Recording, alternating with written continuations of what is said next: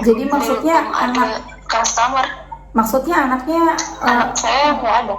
ya Allah Mbak. Bismillahirrahmanirrahim. Alhamdulillahirabbil alamin. Allahumma sholli ala sayidina Muhammad wa ala ali sayidina Muhammad. Assalamualaikum warahmatullahi wabarakatuh. Halo teman-teman, apa kabar? Mudah-mudahan teman-teman selalu dalam lindungan Allah Subhanahu wa taala. Amin ya rabbal alamin. Alhamdulillah, kali ini aku akan sharing testimoni sholawat dari Mbak Sakila dan akan aku telepon ya teman-teman. Tapi sebelumnya buat teman-teman yang belum subscribe, di subscribe dulu biar aku makin semangat lagi bikin videonya. Dan buat teman-teman yang punya testimoni sholawat, silahkan kirimkan testimoni kamu ke sini kontaknya ya teman-teman. Dan yang punya Instagram, jangan lupa follow Instagram aku, Meliza Arnelia. Oke, langsung aku telepon aja Mbak Sakilanya ya. Bismillahirrahmanirrahim. Mudah-mudahan nih anak aku nggak berisik nih ya teman-teman.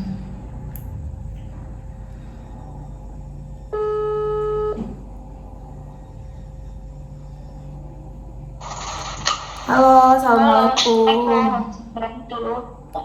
Halo, assalamualaikum. Iya, Mbak siapa? Sakila. Sakila. Ya, ya, boleh Mbak perkenalkan diri dulu, Mbak Sakila tinggal di mana gitu. Iya, perkenalkan nama saya Sakila. Saya berasal dari Bogor. Oh, dari Bogor. Iya, jadi dari Bogor. Mbak Sakila kesibukannya apa? Ibu rumah tangga aja. Oh, ibu rumah tangga. Sambil usaha aja, iya. Gitu. Iya. Merintis usaha kecil-kecil. Oh, gitu. Jadi kan katanya ada testimoni ya. Itu gimana ceritanya, Mbak? Iya, benar. Jadi gini, dulu kan awalnya belum tahu sama kakak ya, belum tahu YouTube-nya kakak, belum tahu IG-nya kakak gitu kan. Saya sama suami pada saat itu, suami yang memperkenalkan sholawat Jibril awalnya sama saya. Iya. Nah, terus saya mengaplikasikan sholawat Jibril itu, suami mengajarkan karena memang basic saya memang benar-benar saya belajar, masih dalam tahap belajar pada saat itu. Suami mengajarkan, coba aja baca sholawat Jibril, bismillah, nanti insya Allah semua dimudahkan. Pada saat itu saya mengaplikasikannya pada saat saya sedang hamil. Gitu. Terus pada saat itu saya hamil 6 bulan. Memang di saat saya hamil, saya kebetulan saya kena COVID. Pada saat itu saya terkena COVID. Memang di kompleks perumahan mama saya yang di Semarang itu kebetulan memang banyak yang kena COVID. Dan pada saat itu mama saya yang terkena, mama kena duluan. Setelah itu baru saya nggak tahu kalau mama kena COVID gitu kan. Saya kira cuma masuk angin biasa. Terus setelah itu saya kena. Habis itu suami cuma bilang, coba deh kalau nggak bisa sholat, nggak bisa apa, kan memang sempat waktu itu sesek ya, sempat sesek pada saat itu. Coba kalau nggak bisa sholat, nggak bisa apa, diaplikasikannya lewat sholawat Jibril, lewat zikir aja katanya. Sholawat Jibril itu yang gimana sih? Aku nggak tahu. Saya bilang kayak gitu sama suami. Pada saat itu suami ngaplikasikannya yang panjang. Terus setelah itu Sallallahu alaihi Muhammad Sallallahu alaihi wasallam. Pada saat itu awalnya saya aplikasikan, pada saat itu setiap sholat itu saya baca 200. Saya awalnya enggak, Allah udah nawa itu saya pasrah, saya zikir aja. Saya nawa itunya cuma zikir aja untuk penenang perasaan saya pada saat itu. Kita kalau kena COVID itu kan ada batasan ya Kak. Pada saat kena COVID itu kan nggak boleh berkunjung, nggak boleh dikunjungin juga gitu kan. Suami selalu aja ngingetin. Pada saat itu suami di Bogor, saya di Semarang. Suami cuma bilang, sudah zikir belum? Saya nggak bisa sholat sunahan pada saat itu. Saya sholat sunahnya hanya bisanya aplikasi ini malam, terus sholat tahajud aja pada saat itu. Terus sama suami dibangunin terus zikir, dikencengin, disuruh zikir, nggak perlu sholat sunnah, kalau belum nggak apa-apa, yang penting zikirnya. Saya ngaplikasi sholawat Jibril, terus saya awalnya saya hanya 200 gitu Kak. Satu hari saya aplikasikan 1000 kali, itu dalam satu hari saya aplikasikan. Masya Allah, saya benar-benar kaget. Saya nggak tahu rencana Allah luar biasa untuk saya. Pada saat itu tiba-tiba tante yang memang pada saat kita COVID itu udah berjalan seminggu, keluarga tuh nggak pernah. Saya kan karantina sama mama, kita nggak pernah Kak, kita nggak pernah ibarat support sembako ataupun apa, itu semua terbatas, nggak ada, bahkan udah limit gitu kan Kak, posisi udah limit. Ya Allah, saya cuma bisa zikir. Tahu-tahu dapat kabar usaha suami lancar. Tadinya frozen, suami kan ada usaha sampingan suami lancar. Alhamdulillah, senang dengarnya. Setelah itu, pada saat itu saya aplikasikan lagi. Besoknya itu saya aplikasikan setiap hari. Kebaikan Allah setiap hari tercurah. Kenapa saya bilang kayak gitu? Yang tadinya biasanya saya nggak pernah dikasih apa-apa gitu kan Kak, di rumah hanya bisa nunggu, mantangin seadanya, ibaratnya obat pun juga seadanya, karena kita nggak di donasi dari pemerintah juga kan. Pada saat itu kita stok obat sendiri. Terus habis itu saya memang zikir, bener-bener yang tetangga kirim obat, tetangga kirim makanan. Terus yang terakhir itu yang saya kaget, tante kirim adiknya papa itu kebetulan dari Semarang datang, cuman buat ngantar sembako, dan itu ada 2 box besar Kak. Masya Allah, saya bilang. Habis itu saya lanjut lagi nih Kak, saya sholawat Jibril. Kalau lagi saya baca aja sholawat terus. Ketika saya lagi kontraksi, pada saat itu kontraksi palsu kan, saya takutnya kenapa pas masih kecil, kontraksi palsu. Pada saat itu saya pakai zikirnya benar-benar pelan banget, sampai akhirnya saya bawa sholawat itu pada saat saya mau melahirkan. Kan memang saya sesar Kak, saya sesar, dan itu karena memang saya hipertensi kan, belum waktunya lahir. Saya waktu itu 8 bulan 2 hari, jauh dari HPL gitu kan, terus 8 bulan 2 hari saya niatan kontrol. Habis kena COVID itu udah jeda 1 bulan, terus bulan ke-8 saya baru masuk kan, saya baru kontrol itu. Saya dokternya udah gak bebu, saya langsung dimasukin ke ruang IGD, langsung dirujuk ke IGD. Dan saya cuma bilang sama suami, ya Allah, ujiannya kok kayak gini banget, aku masih berharap kecil masih bisa bertahan, saya bilang kayak gitu. Ya Allah, kok saya kayak gini banget, saya bilang. Saya sempat menyalahkan Allah pada saat itu. Ya Allah, saya berharap anak saya lahir pada waktunya nanti, bukan sekarang, saya bilang. Terus suami nenangin lewat telepon sembari nunggu tiket mau pulang ke Semarang kan. Suami cuma bilang, serahin semua sama Allah. Kita punya rencana, tapi Allah yang menentukan. Baik atau tidaknya, baik menurut kita belum tentu baik untuk Allah, katanya. Baik menurut Allah, katanya. Terus habis itu, ya sudah, saya sudah pasrah pada saat itu di IGD. Saya habis dirujuk ke IGD 2 jam, pindah ruangan. Yang tadinya saya pakai zikir terus, yang tadinya harusnya saya operasi Jumat, saya masukkan hari Rabu. Masuk waktu kontrol itu hari Rabu, harusnya saya operasi hari Jumat. Mungkin karena saya zikir terus ya, hari semakin dipercepat. Sedangkan kalau BPJS kelas 2 biasanya, apalagi banyak pasien Kak, itu kan biasanya berdasarkan urutan, berdasarkan menyesuaikan dari urutan siapa pasien yang operasi, siapa yang duluan gitu kan. Ini saya yang harusnya hari Jumat, Masya Allah, saya bilang, saya kaget. Harusnya hari Jumat jadi maju Kamis pagi Kak, subuh, habis subuh setengah 6 anak saya lahir. Pada saat itu kan memang prematur, karena saya hipertensi, anak saya prematur. Sudah jalanin aja. Saya sempat kritis pada saat itu, saya sempat kritis. Saya hanya pada saat sebelum operasi, saya cuma bilang sama suami, kalau saya nggak bisa bertahan, tolong sabar ya. Saya sempat menyerah, saya sempat pasrah karena memang kondisinya sudah nggak stabil pada saat itu. Terus akhirnya suami bilang, di sini ada 1000 malaikat yang jagain kamu, jadi kamu nggak usah takut, nggak usah khawatir. Betul Kak, pada saat itu yang orang sesar biasanya, saya dengan ketakutan saya, kebetulan ini anak pertama kan Kak. Jadi orang yang bilang sesar, banyak banget orang yang bilang sesar itu sakit. Ketika biospinal proses-prosesnya itu sakit katanya. Alhamdulillah Kak, dengan saya mengamalkan itu, di pertengahan perjalanan itu kan saya udah sempat lihat IG-nya kakak. IG-nya kakak, terus kalau memang pengen hajatnya dikabulkan, diusahakan 4.000 paling enggak kan Kak.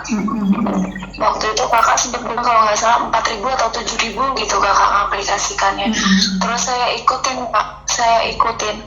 Pada saat itu saya yang sudah nggak kuat, saya nggak sanggup. Alhamdulillah Kak, nggak ngerasain sakit sama sekali, nggak ngerasain takut sama sekali. Bener-bener yang Allah serba cepet Kak, serba dicepetin sama Allah. Dan rezeki suami waktu itu yang harusnya 3 hari atau 4 hari, suami juga dipermudah untuk ngurus cuti sama seminggu sampai saya pulang kan. Saya pulang, anak saya masih di situ karena prematur. Ternyata saya berusaha zikir terus. Ketika saya nengok, saya kan jagain di situ. Suami pulang ke Bogor, saya masih di rumah sakit. Saya zikirin anak saya. Pada saat itu saya berharap ada mujizat besar dari Allah, tapi ternyata mujizatnya Allah lebih sayang sama anak saya. Dan gantinya pada saat itu saya udah sempat buka usaha kecil-kecilan pada saat itu. Jadi maksudnya ada customer. Maksudnya anaknya anak saya nggak ada. Ya Allah Mbak. Pada saat itu 11 hari saya berharap tanggal 5 anak saya lahir, tanggal 16 pada saat itu, tanggal 12 saya pulang, 11 kalau nggak salah, 11 Agustus pulang, 12 suami pulang kan. Mama mintanya untuk saya istirahat dulu di rumah sebentar biar saya nggak terlalu stres panas mikirin anak. Cuma seorang ibu gimana sih Mbak, kalau anak pertama lagi ya, nggak bisa, anak pertama lagi gitu kan.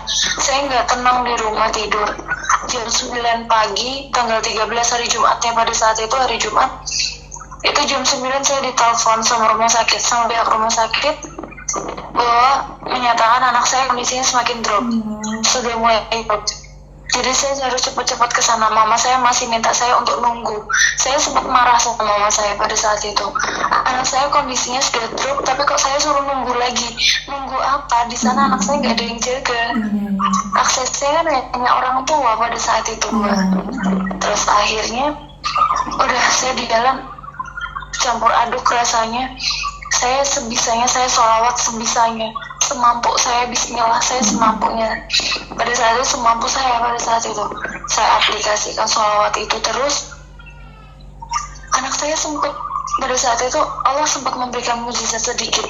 Anak saya benar-benar, mungkin dia berharap ikut saya sama suami. Dia berjuang sebegitu kuatnya, sebegitu hebatnya anak saya berjuang, tapi kun fayakun.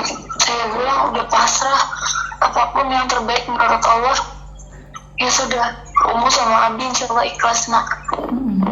Dan itu 3 hari sudah ada tanda Mbak.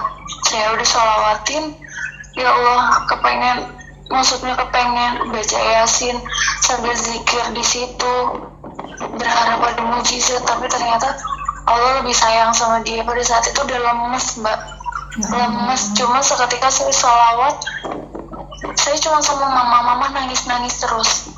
Yang ngurus administrasi siapa kalau saya nangis terus? Saya ketika saya sholawatan lagi, saya coba sholawatan lagi kan Mbak. Alhamdulillah di situ kayak dikasih kekuatan. Di situ saya kayak dikasih kekuatan sama Allah. Saya habis operasi 10 hari. 10 harian kalau nggak salah. Itu saya waktu ngurus jenazahnya masih kecil, itu saya lari loh Mbak dari ruangan, dari micunya anak saya buat ngurusin administrasi, buat pengurusan jenazahnya anak saya, almarhumah anak saya. Jadi saya sampai lari, nggak inget kalau saya habis operasi. Lari terus saya cepet, pokoknya saya sebisa mungkin saya zikir terus. Pertolongan Allah ternyata luar biasa pada saat itu. Akhirnya suami bilang udah berusaha mengikhlaskan, tapi kata-kata ikhlas berat untuk seorang ibu. Ketika kita tahu gimana pertama kali saya gendong dia, habis itu ya sudah semuanya ya sudah lewat gitu aja. Itu akhirnya kejadian, suami ngasih supportnya lewat gimana? itu kejadian bulan apa tuh Mbak? Tahun ini apa tahun kemarin? Iya tahun ini, bulan Agustus kemarin. Ya Allah. Bulan Agustus kemarin. Jadi setelah kejadian itu suami tahu saya sempat depresi. Saya sempat malam-malam telepon suami, pada saat itu saya masih di Semarang. Saya telepon suami, Abi mau ke Karya. Saya bilang, mau ke rumah sakit, mau nengok Jasmine. Momo kok nggak ditelepon ya sama dokternya? Kan Momo tungguin. Itu Mbak nggak sadar tuh ngomong kayak gitu? Enggak sadar. Langsung saya benar-benar dibentak sama suami waktu itu. Yuk tak bawa ke psikiater, yuk kita ke rumah sakit yuk, katanya. Ke rumah sakit yuk, dibenerin, kita ke psikiater. Sampai benar-benar depresi pada saat itu. Suami terus dia ngasih yang jadi support sistemnya gitu kan Mbak. Setelah itu suami mikir mau pengen apa, pengen bisnis nggak? Katanya pengen cita-citanya jadi pebisnis. Suami bilang gitu aja mancing. Tapi belum saat ini. Kapan lagi kalau nggak sekarang? Udah sama suami dibukain bisnis pada saat itu untuk berusaha mengalihkan, karena semua memang di dunia ini titipan ya Mbak. Semua kembali ke Allah dan saya harus ikhlas. Akhirnya saya hanya setiap hari hanya bisa zikir, doain buat almarhumah anak saya. Mulailah kehidupan baru. Dengan adanya saya buka usaha itu, sedikit saya bisa teralihkan. Sampai akhirnya saya bisa menyatakan saya benar-benar ikhlas. Awalnya bisnis saya sama suami ini kita rintis dari nol kan Mbak. Nggak ada customer, ditolak sana sini. Udah pasti ketika bisnis pasti ditolak sana sini. Sama suami itu September saya buka usaha itu. September saya belum jalanin. September belum ngejalanin, akhirnya akhir September awal September sampai pertengahan tuh bisnisnya saya cuekin. Saya cuman mikirnya udah, saya mikirin anak saya. Kamu mikirin Jasmine, memang Jasmine bisa kembali? Nggak bisa balik, sampai kapanpun dia nggak akan bisa balik. Yang ada nanti suatu saat kita ketemu di surga. Nah di situ mulailah suami nyadarin, di situ saya mulai tenang. Ya kita ketemu di surga nantinya. Jadi saya udah mulai di situ, mulai fokus ke bisnis. Alhamdulillah ngaplikasiin sholawat Jibril pada saat itu benar-benar yang, kalau sholawat munjiat itu kan saya belum bisa terlalu mengaplikasikan ya Mbak. Jadi yang saya benar-benar saya pakai sholawat Jibrilnya itu. Alhamdulillah yang tadinya customernya hanya satu, yang mau nabung bareng sama kita itu hanya satu. Saya zikir, saya baca sholawat terus. Alhamdulillah Allah kasih kemudahan semuanya. Jadi sekarang udah ada yang berawal hanya satu, sekarang ada 9 customer yang nabung bareng sama kita. Alhamdulillah. Benar-benar rencana Allah yang apa yang saya harapkan mungkin di luar prediksi saya, tapi Allah pasti menyiapkan yang lebih baik lagi dari apa yang saya rencanakan. Seperti itu. Ya Allah Mbak, sedih banget ya. Tapi alhamdulillahnya Mbaknya sih nggak sampai ninggalin Allah ya, karena kan udah baca sholawat ribuan ya Mbak ya, tapi tetap pas anaknya diambil sama Allah masih kuat gitu. Itu yang alhamdulillah, karena banyak orang yang akhirnya protes terus ninggalin kan. Iya. Suami ingetin terus semua titipan dari Allah. Aku pun suatu saat akan kembali ke Allah. Kamu pun juga akan kembali ke Allah, tinggal tunggu waktunya aja. Suami cuma bilang gitu aja. Ya Allah, kaget aku loh dengernya. Mak, anakku ngerasain sih, aku ngerasain pernah waktu itu aku lagi hamil anak pertama juga tuh, banyak masalah juga tuh kalau anak pertama ya, sakit dirawat. Terus sebelah aku yang di kasur sebelah aku tuh anaknya meninggal gitu juga, itu sampai aku ikutan stres juga karena kan aku jadi takut kan, itu pasti Mbak, beneran. Iya. Pada saat itu juga saya kan waktu pertama kali masuk rumah sakit itu kan saya hipertensi. Dengan diagnosa hipertensi, akhirnya saya ditaruh di kamar tenang, ada 2 pasien kan. Dan ternyata sebelah saya itu anaknya juga barusan meninggal juga, Mbak, 1 Agustus karena kena COVID. Dan anaknya nggak selamat.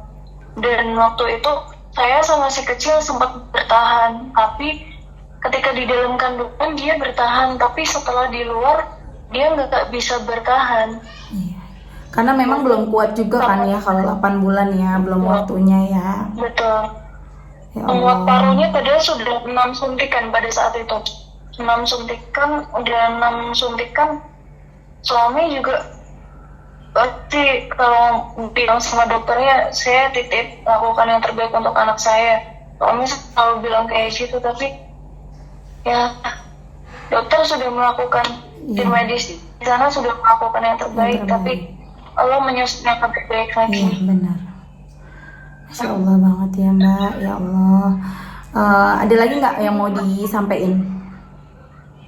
Oh ya, Mbaknya bisnis apa? Mbaknya bisnis saya sekarang lagi boomingnya mini golf ya. Mungkin Mbak udah pernah dengar? Mini golf? Nggak tahu aku. Mini golf itu jadi apa kayak itu ya? Oh iya aku tahu itu. Kebunan yang kepingan. Iya. Dulu kan biasanya orang hanya bisa menginvestasikan dalam bentuk perhiasan aja. Kalau emas batangan mereka mikirnya hanya dengan gramasi besar. Tapi sekarang sudah ada yang bentuk kecil-kecil itu ya Mbak ya, yang kecil-kecil gitu ya. Oh iya aku pakai yang kecil-kecil. Jadi sekarang ya mulai usaha kecil-kecil di situ ya, alhamdulillah sedikit-sedikit asalkan kita rutin ngedupi dengan teman yang pasti tidak pernah sama suami diingetin udah salatan belum, sama suami digituin terus tiap hari. Jadi benar-benar yang alhamdulillah suami sabar banget. Ya, rezeki juga loh Mbak, rezeki punya suami yang soleh gitu kan, malah ngajak istrinya sholawatan ya kan. Iya, alhamdulillah. Iya, alhamdulillah suami juga rezeki luar biasa.